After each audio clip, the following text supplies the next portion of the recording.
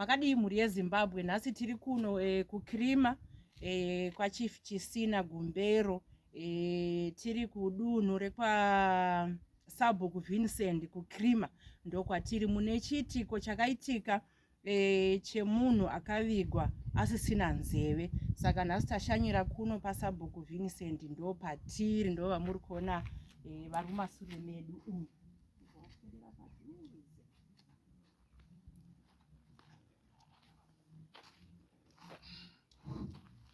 Vamuri kuona ava ndo Sabhuku nemudzimai wavo vatinavo pano. Mudunhu mavo ndimo makaitika chiitiko chekuti munhu akazovigwa asina nzeve. Ngatinzwei ivo vachitaura kuti zvii zvakaitika. Tingati pakaitika rufu rwakaitika munzvimbo. Munhu akashayika muno mubaba Philip Kurai Banda. Ashayika Kurai Banda uyu vanhu voda kunogezesa munhu chiso chake kuti apukutwe wavigwewe. Vakabva vaona akagurwa nzeve yakachekwa. Yachekwa nzeve iya, takabva tadedza veukama, tikati veukama todini nazvo? Vakati aiwa, Mwari ndiye anoziva. Tikati toda kuionawo zvairi nzeve iyi.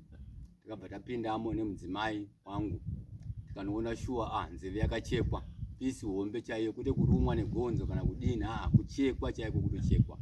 Zvakatishamisa zvikurusa kuti mufi akafa zvakanaka aine nzeve yakanaka, asi pakutoda kuti noviga takaona nzeve yakachekwa. Ndine mubvunzo ipapo baba, kuti pakuzonovigwa apa makadaniwa here kuti uyai muonewo zvaitika izvi, munhu haana nzeve? Kwete, vakangozivisa chete. Ndega ndini ndakazoona kuti regai ndinoona. Ivo vakangozivisa. Izvi makatozozviona paboard view? Ndakatozviona paboard view. Asi semunhu waSabhuku vakanga vakuzivisai? Vanga vandizivisa. Timbonzwawo kuna mama chiitiko chakaitika mudunhu muno mamunogara. Bongo ndakadaidzwa sechapupa ava baba pavakati ndokukumbira kuti ndione nzeve yandanzwa kuti yakachekwa, ndione ndite chapupu chekuona kwete chekunzwa. Ndobva zvanzi kumwa mukaite chapupu naye ndiani, ndobva ndadaidzwa inini panze panandiri. Ndobva ndapinda muya, vaya ndobva vabvunza zvikanzi ndivo here avauya, zvikanzi zvikanzi achiuya muone.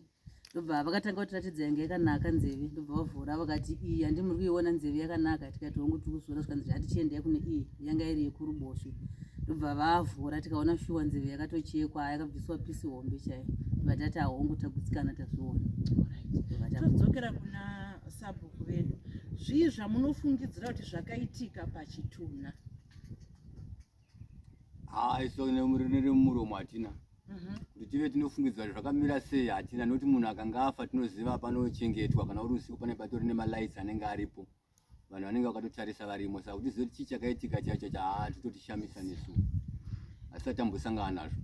Sekuziva kwedu tinoziva kuti uroyi huriko, tingati uroyi here, nekuti varoyi vanogona kunguroya vanhu takasvinura, asi kana usina zvemweya haukwanisi kuzviona. Ndinovimba kuti uroyi. Nekuti chitunha munhu akanga atofa akutochengetwa pasina munhu achapota achibvapo. Saka vane vanhu vanenge vakatotarisa ipapo, saka ukazoona pane pati isisipo yabviswa neuroyi. Asi pakambodzimwa here malaitsi kana kuti vanhu vechechi? Tinoziva kuti nemunhu anenge afirwa anenge aine chechi yake, malaitsi akambodzimwa here, kana kuti pamwe zvakaitika pakumbonyarara kwevanhu kunze koedza, pane panoti vanhu vaneta nekuimba, munhu obva ati handawana mukana? Kwete.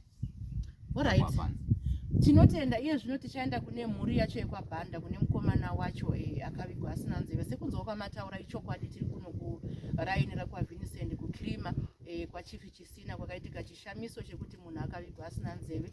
Sekunzwa kwamuri kuita Sabhuku nemudzimai wavo vari kupupura zvechokwadi kuti ivo vakatoudzwawo zvechokwadi nemhuri iyi kuti ndo zvaitika. Pano vakazopinda muboard view munova kunotarisa chitunha, ndopavakaona zveshuwa kuti chitunha ichi hachina nzeve, uye namai mudzimai waSabhuku ari kupupurawo kuti zvechokwadi vakazvionera. Saka iye zvino tapinda kufamily kunonzwa kuti zvakamira sei. Garai muinesu pamhepo, tinotenda.